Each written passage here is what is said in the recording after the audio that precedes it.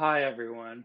So this week, we will be continuing with translating sentences of ordinary language into sentences of our formal logic. Before we begin, however, I'd like to make two kind of administrative points. First is that, as I've mentioned in some updates over the past few weeks, I have struggled to get my Rutgers email working so I can see some of the emails that get sent, but I'm not able to respond to them for some strange reason. But I'm hopeful that this week I will have that resolved. So please be on the lookout for an announcement about email. Second, this morning, so this video is being recorded right now on Monday afternoon, and this morning I made a small change to the final question of the quiz for this week. So, if you already did the quiz yesterday, i.e., Sunday, or early this morning, you might have to go back and look at it.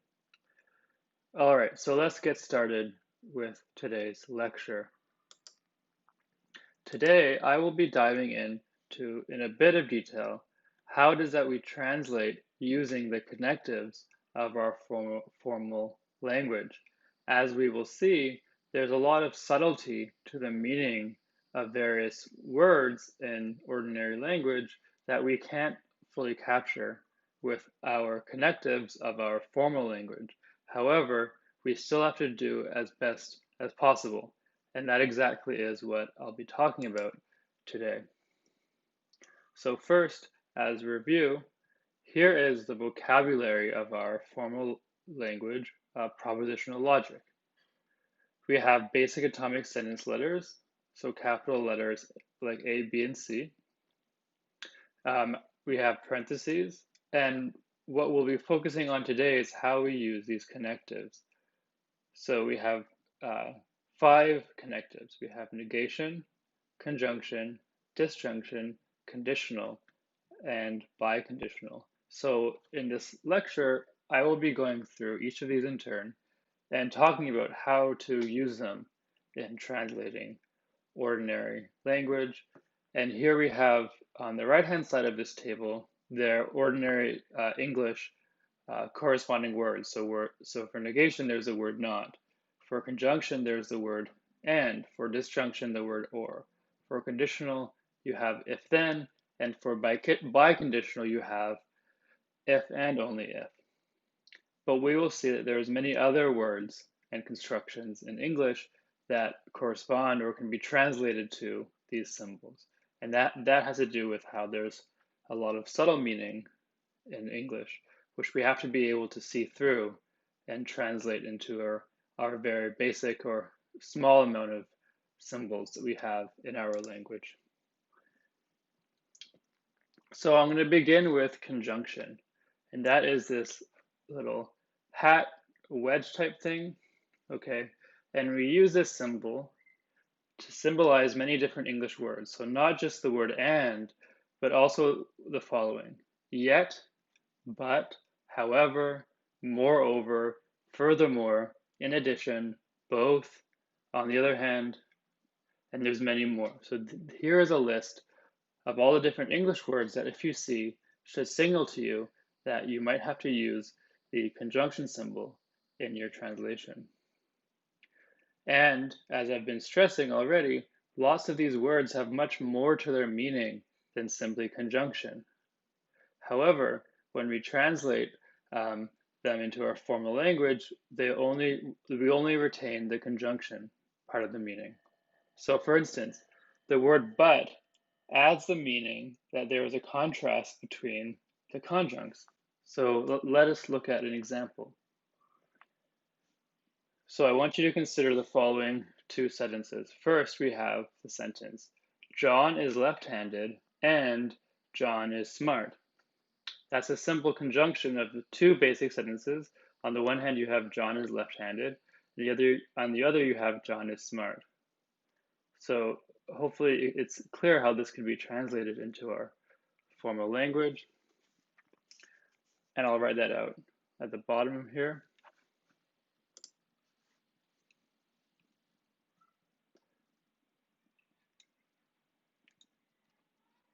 So suppose the letter L in our translation key stands for the sentence John is left-handed. Suppose S stands for John is smart. Then the sentence John is left-handed and John is smart is simply translated as L and S. But now consider the other English sentence. John is left-handed, but John is smart. So if we were asked to translate this sentence, again, John is left-handed, but he is smart, we would have to give the exact same translation as we did before, because the word but is just signaling a conjunction of those two things. However, when we hear the word but as opposed to the word and, it signals something more than just a mere conjunction of the two things. What it signals is that there is a contrast between the two. So if I said that John is left-handed but he is smart, I am in a subtle way insulting left-handed people because I'm suggesting to you that there is some kind of contrast between being left-handed and being smart. So if I use the word but there, I'm actually saying something offensive. And for that reason, I can be criticized and also clearly it doesn't make sense to think that there's anything wrong with being left-handed. But the point is that in terms of translating into our logic, that kind of additional offensive, contrastive aspect of the meaning in this case, we ignore it. We do not translate but any differently than the word and. So both of these sentences get the exact same translation, L and S. And if you look at these other words, like for however, moreover, furthermore, all of these have different aspects to their overall meaning than the word and does. But nonetheless, when you see them, it's still quite often that you translate them using the conjunction symbol for our logic. So here are some more things to say about conjunction. Sometimes when you see the word and, you do not actually translate it as our conjunction symbol. So I want you to consider the following sentence. Keep trying and you will succeed. Suppose we try to formalize that in a simple way that it might seem obvious, which is something like, so T means keep trying, and S means you will succeed.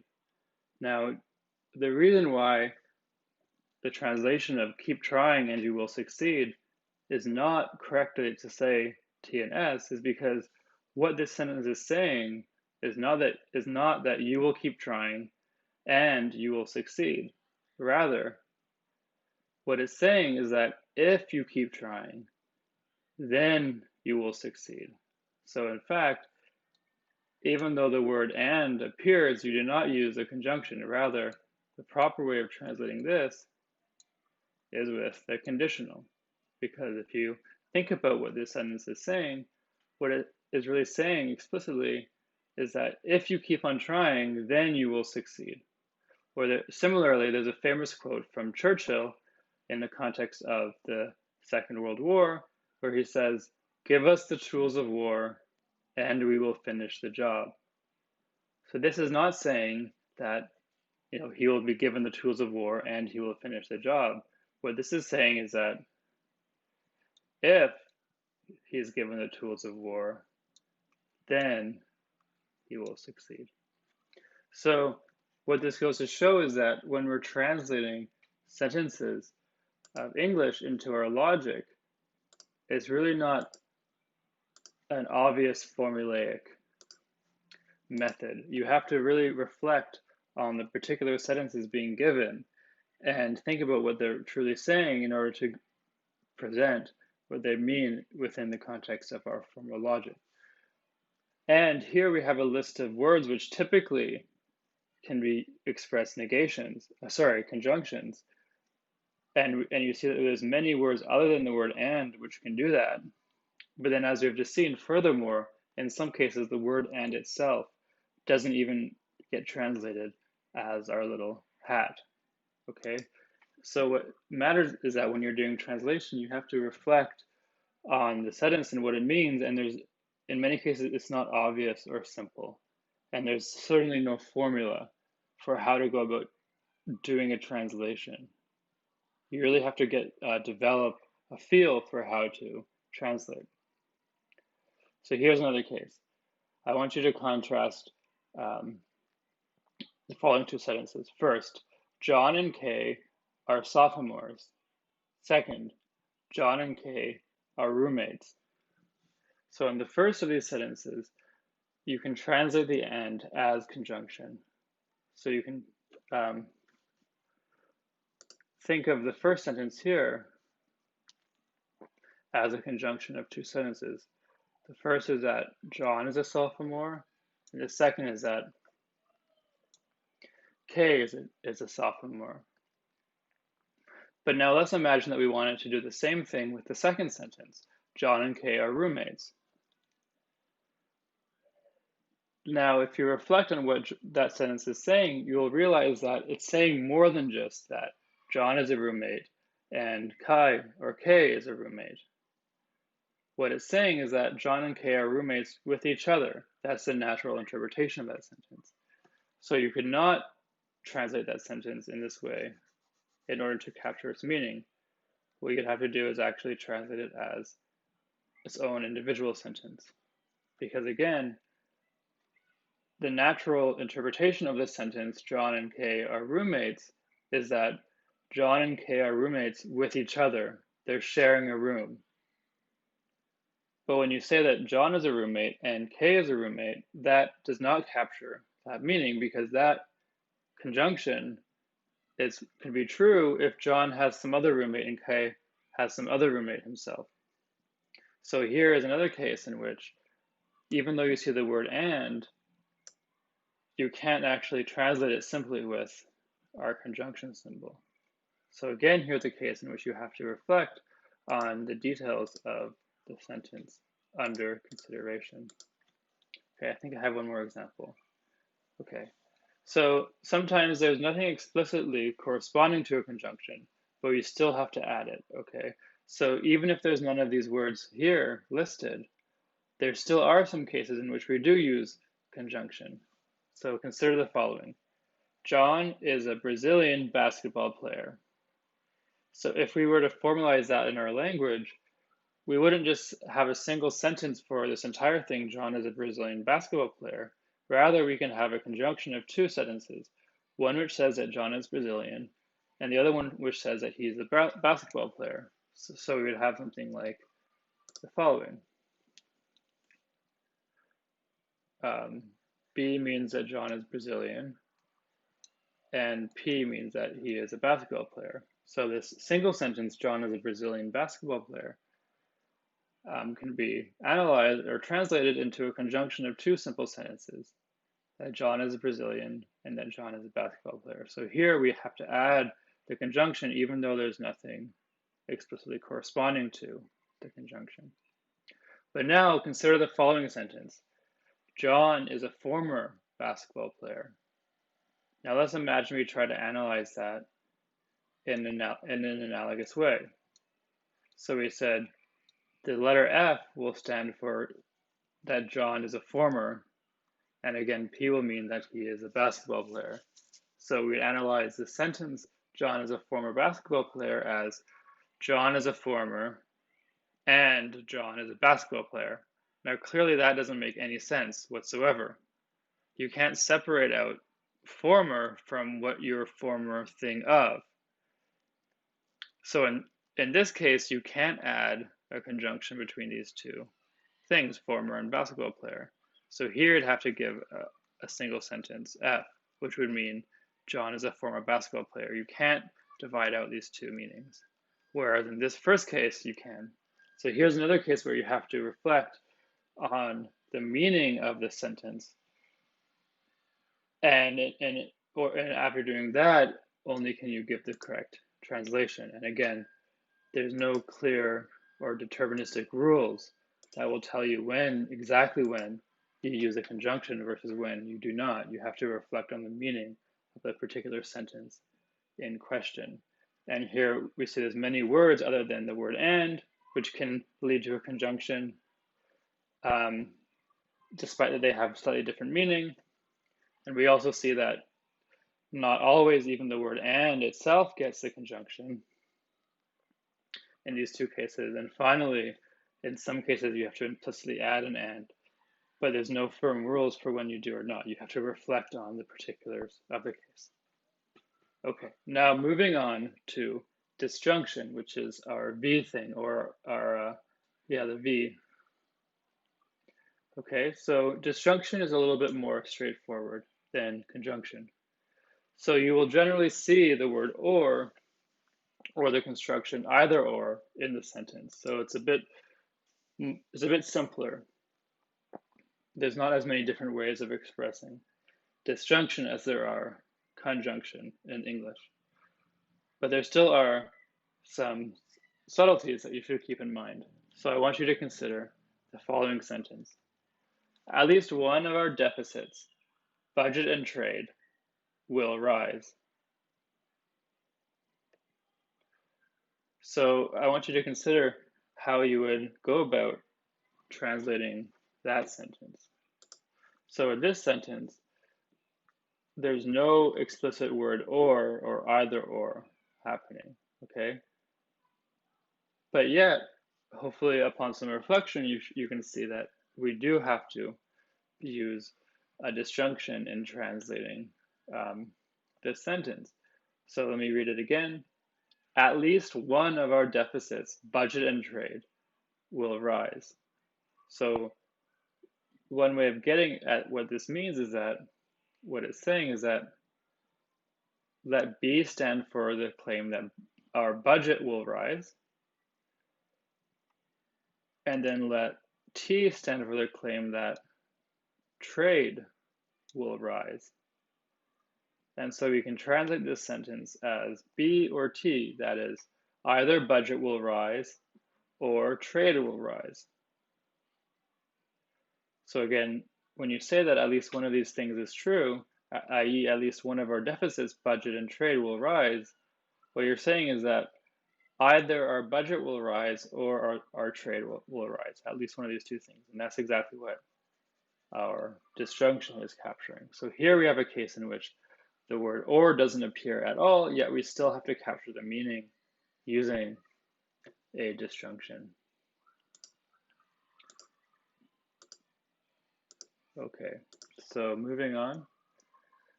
And here is an important thing, which is that we translate the English word unless using disjunction. So unless is a tricky word to fully capture, but we can still do an all right job using disjunction. So consider the following sentence. John will come to the party unless he is sick. Arguably, this means the same as John will come to the party or he is sick. So reflect again on how these seem to be similar. If I say John will come to the party unless he is sick, what I'm saying is that either John will come to the party or he is sick. So that means that we can translate unless as a disjunction between the two things. So in this case, we would have, let's say, P for the claim that John will come to the party, and we'd have S for the claim that John is sick, and we would translate that simply as P or S.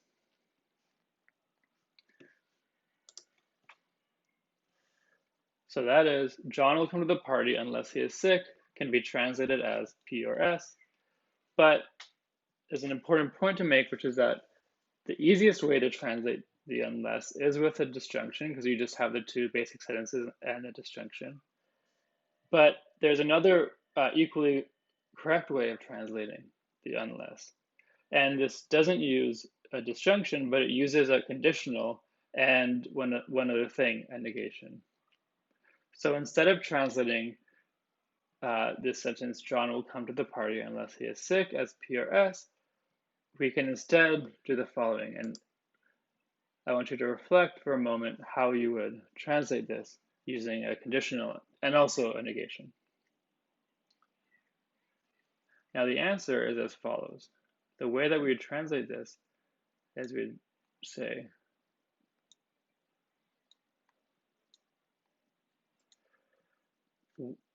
the claim that John will come to the party unless he is sick can be translated as, if John doesn't come to the party, then he is sick. And as we will see starting next week when we look at semantics, we'll be able to see that actually this sentence here, not P, if not P, then S, is actually logically equivalent to the sentence P or S. So we'll be able to see with our tools of semantics that actually these are two different ways of expressing the exact same thought. So to say that P or S is the same as to say that if not P, then S. We'll also see that it's the same as saying if not S, then P. So starting next week, we'll be able to develop tools that'll help us see how these three sentences are the exact same, mean the exact same thing. And what that means is that either of these three sentences are valid ways or legitimate ways of translating this sentence here. And so I want to stop for a moment and make a general lesson from this, which is very important, which is that there's never a single unique correct translation of a given ordinary language sentence. As we will see, there's many different ways of expressing the exact same thought or meaning using our formal language. And that means that any of these equivalent ways or equivalent sentences of our formal language are all equally legitimate translations. So I want to pause on this point because it might be misleading from the multiple choice questions which I've been giving you. The fact that in the multiple choice questions, for many of them I've said, indicate which is the correct translation. In the context of the multiple choice question, what that means is that only one of the options I've given you in that group of choices is a correct translation. That does not mean that there is only one single correct translation overall of the sentence. Okay, so in some of the newer translation ones, I've tried to make that a bit clearer by saying how there's multiple correct ones which I've listed. But in general, when you're translating, it is not the case that there is a single one uniquely correct translation. Rather, there's a whole bunch. So one thing is, for instance, you get to choose which particular sentence letters you use.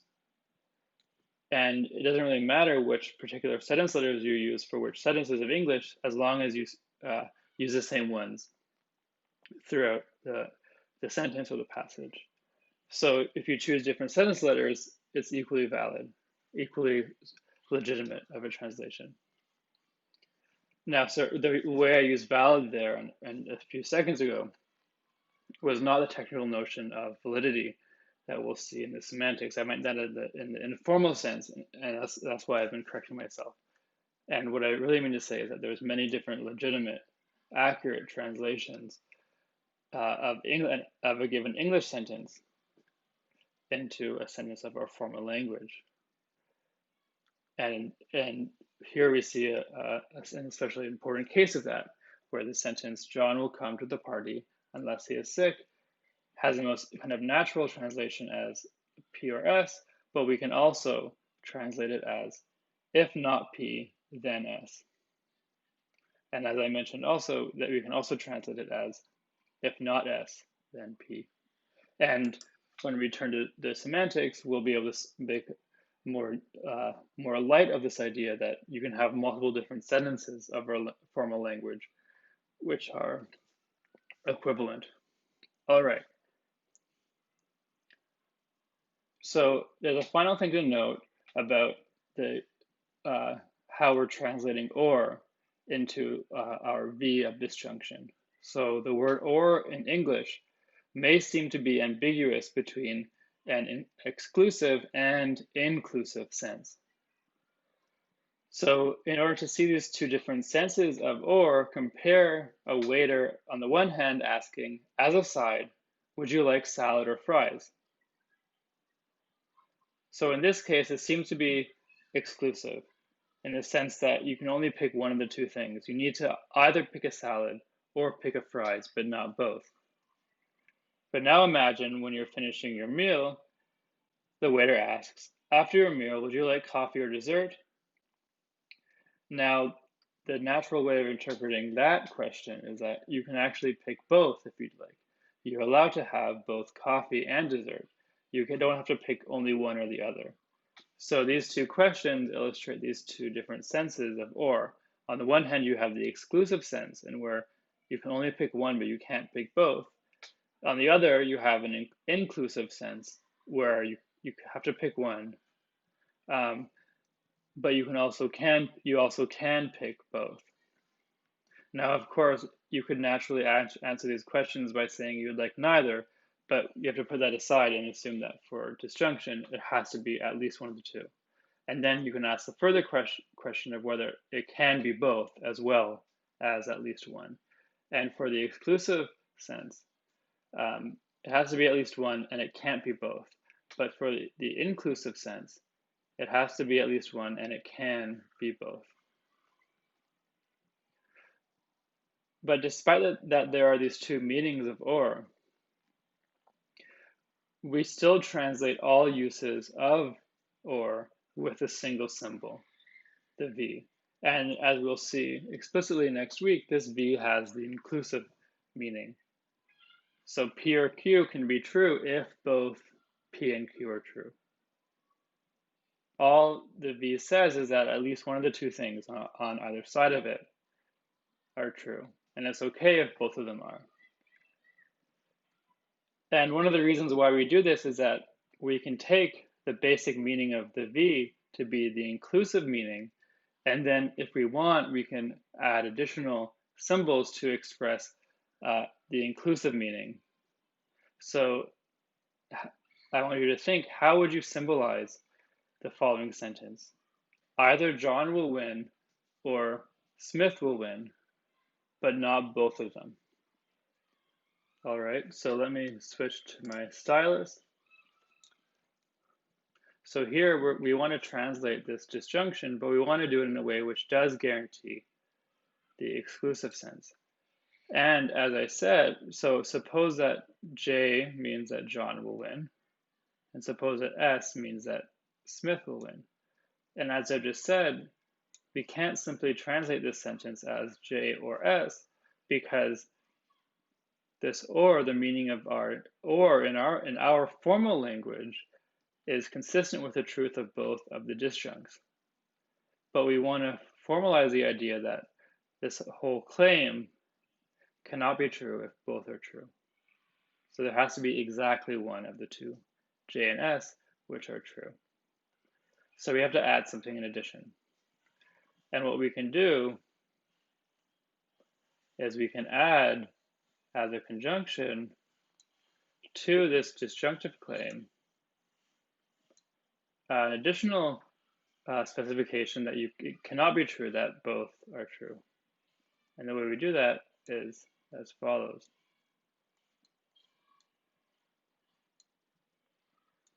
So we can express the exclusive meaning of the disjunction by adding a bit more complicated structure. So here what we say is either J or S is true, so either John will win or Smith will win.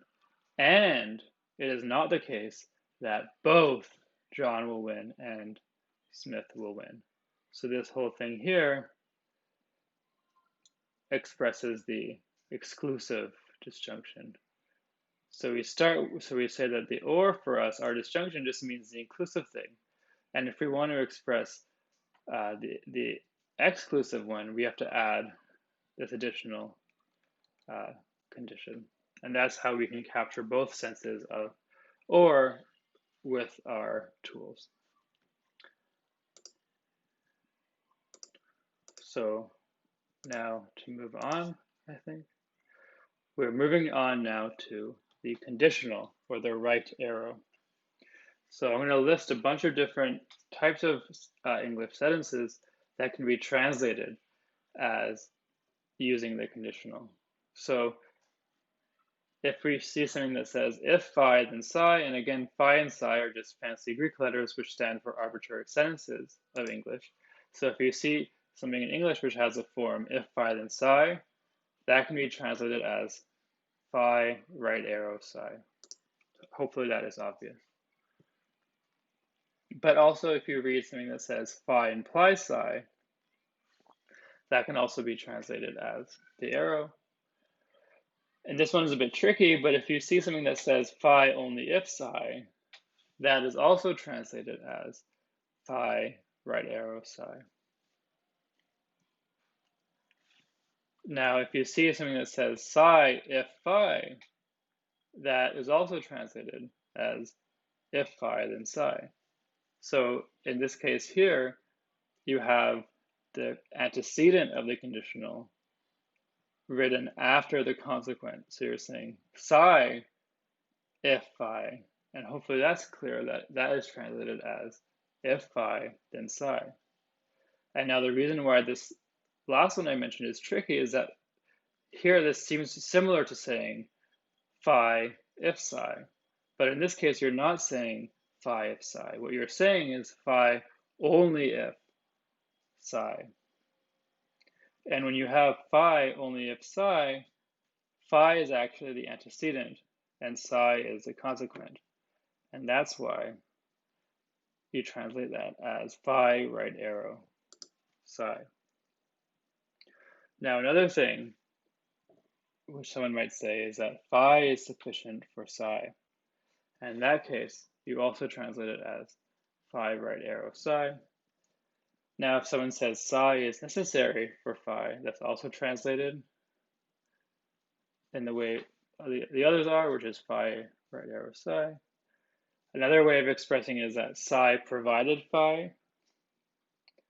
Another way of expressing this conditional phi arrow psi is we can say psi whenever phi, or when phi psi. All right, so all of these ways of speaking express that there's a relationship between phi and psi, which is that if phi is true, then psi must also be true.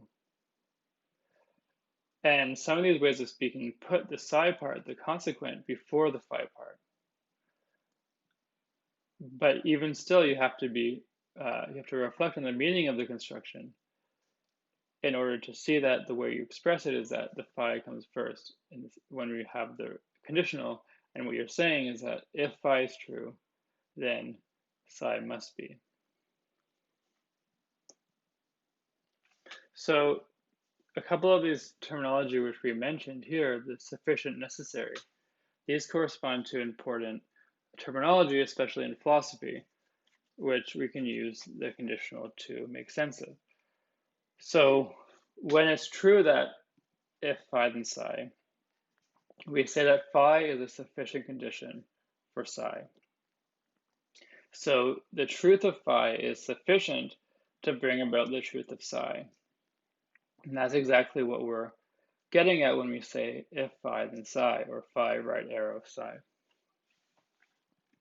But in this case, we also say that psi is a necessary condition for phi.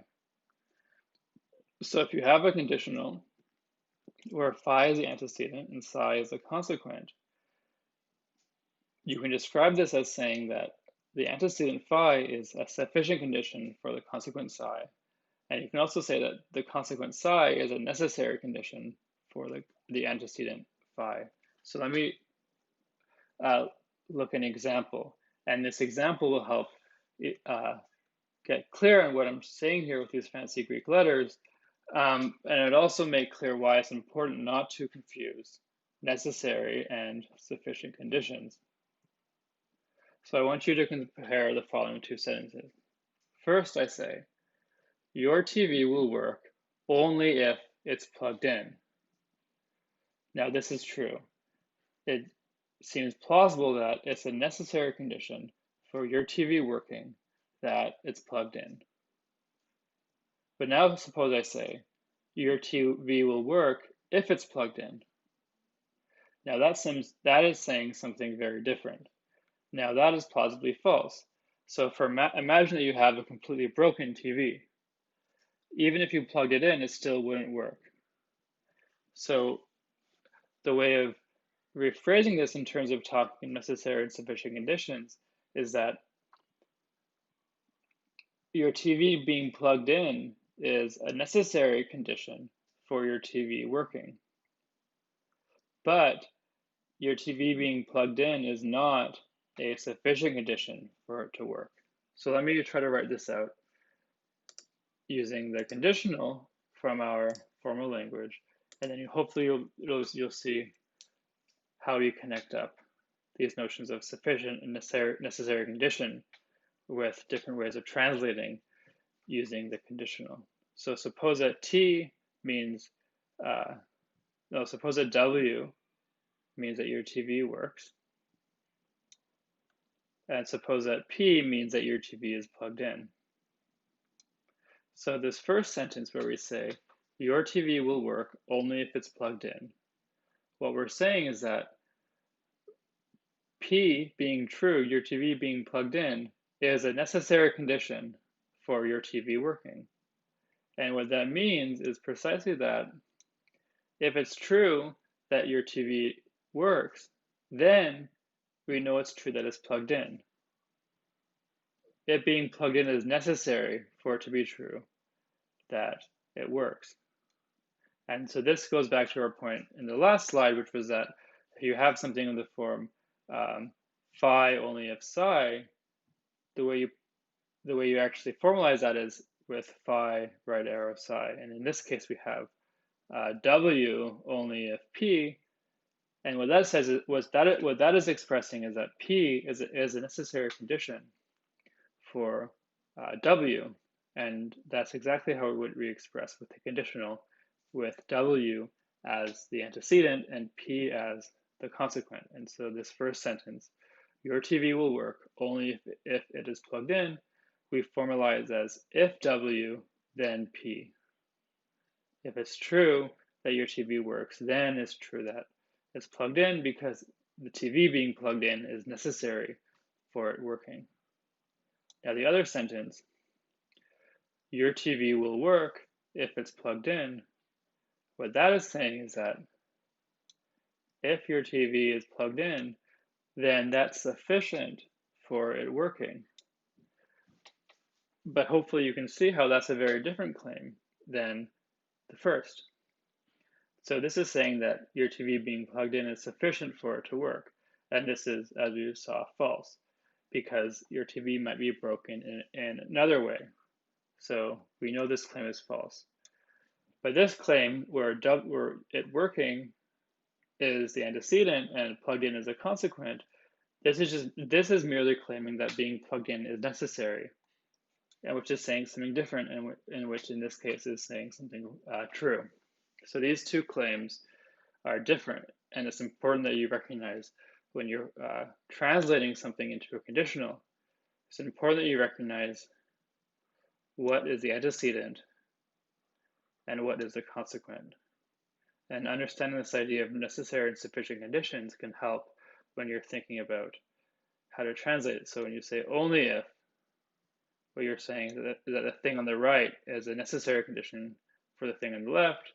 But if you just say if, you're saying that the thing on the right is sufficient for the thing on the left. And those result in these two different ways of translating the sentences. Okay, so let us move on. So here's just quickly another example illustrating the difference between necessary and sufficient conditions. And so hopefully I can just very, very quickly mention this and move on. So it's true that practicing really hard is necessary for becoming a great athlete. So we can say that if you become a great athlete, then you've practiced very hard. But it's not true that practicing really hard is sufficient for becoming a great athlete. So it's not true that if you practice very hard, then you will become a great athlete. For instance, there might be other things other than practicing hard. For instance, you might need to be born with kind of innate talent, or maybe you have to start very early. You can't start, much later in your life.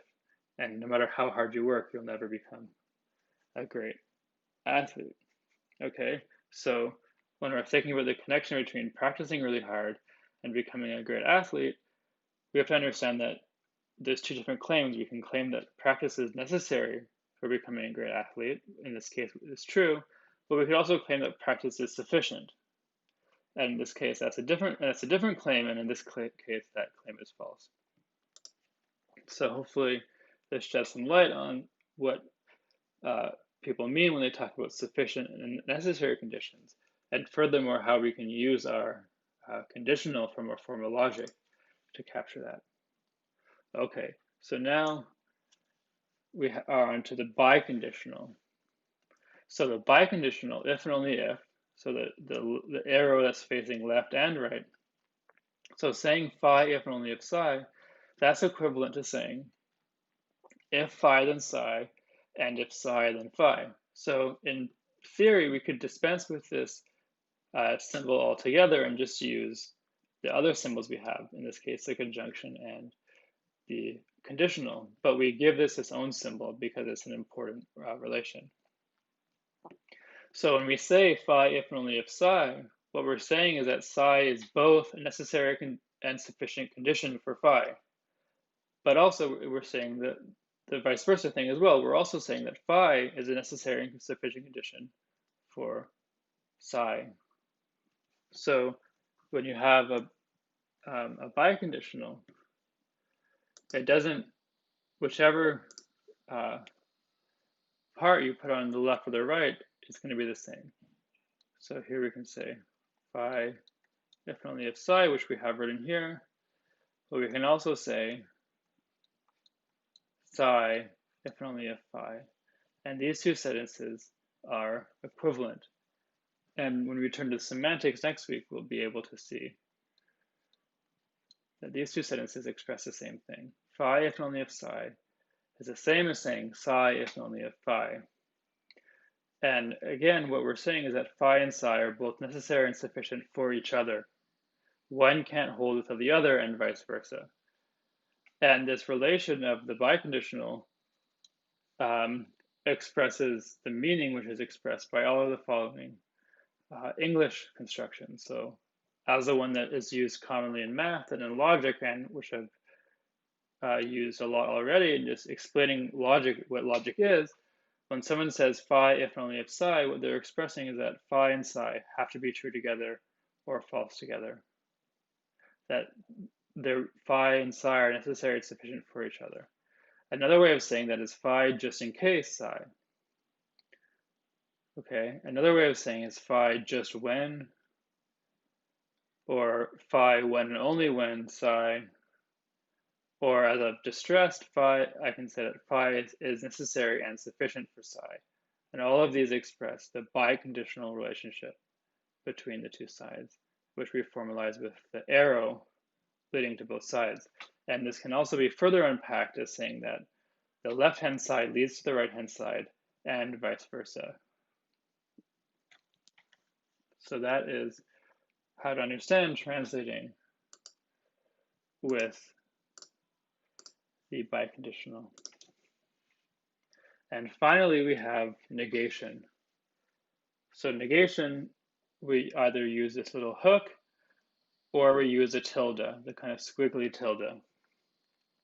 And so a sentence not phi just means not phi. Let me repeat that. So a sentence with a negation sign attached to phi just means not phi. Or it also means that it is not the case that phi. Okay, so these are two ways. So our saying not phi or saying it's not the case that phi are two ways of expressing the negation of phi. Now it's important that with how negation works with scope. So we will assume that negation operates only in the sentence immediately following it. What does that mean? So when I read the sentence, not phi or psi, the negation here is only affecting the sentence phi, which immediately follows it. Okay. So it's important because it's important that you do not interpret this sentence here, not phi or psi, as this one, where you have the negation and then parentheses. And what the parentheses here do is explicitly say that the negation is negating the entire disjunction. So in this case, we say that the negation has higher scope than the disjunction. This entire sentence, not phi or psi, is a negation, and it's a negation of a disjunction. But when we don't have those parentheses, well, what we have is not phi or psi. And this sentence is a disjunction. The disjunction symbol here takes higher scope than the negation. So what this sentence here says is you have a disjunction where on the one hand you have not phi as one of the disjuncts and psi as the other disjunct. And so it's important that when there's no parentheses, you interpret the negation as simply affecting the sentence right after it. And if we use parentheses to give negation a larger scope. So if you encounter a logish sentence, and so here we have a mix of our formal language and English. So if you encounter something like it's not the case that K or M, that is ambiguous between these two formal language sentences I've just given you. Okay, so let me get my stylus activated. So with the sentence it's not the case that K or M, there's two ways you can go. What you can interpret that as is not K or M. So in this case, the disjunction has the widest scope, and what you have is a disjunction of a negative sentence and M. Or you can interpret it with negation taking the wider scope over the disjunction. And here you have not K or M. So here you have you have a disjunction that's being negated. So those are two ways of resolving the ambiguity in a sentence like that. And when we have full sentences of our logical language, we don't have that ambiguity. Okay, so if there's no parentheses, we understand that the negation is only affecting the one immediately following it.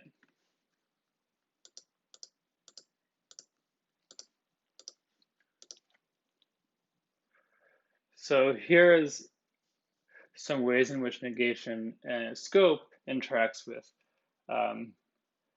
the other connective. So here we've seen how way different ways in which negation and disjunction can interact.